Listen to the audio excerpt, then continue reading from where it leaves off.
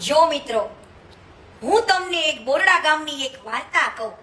અને ઈ વાર્તા એવી છે ને મિત્રો કે તમારા પગ નીચેની જમીન હલી જાય. બોરડા ગામમાં 3 માળનું ઘર હતું. કેટલા? 3 માળનું.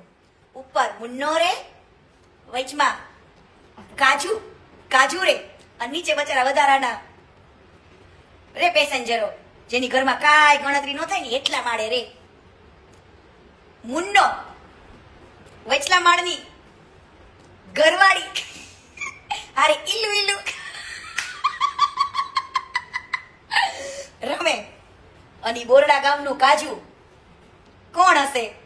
અને કાજુનું દ્રાક્ષ એટલે કે આપણા ઈલુ રમે ની ભાભી કોણ હશે?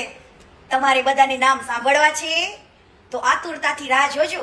હું મુન્નાની ને ઈ દ્રાક્ષની વાર્તા એટલી સરસ લાવીશું ને કે તમને બધાને બહુ મજા આવશે. હો ને?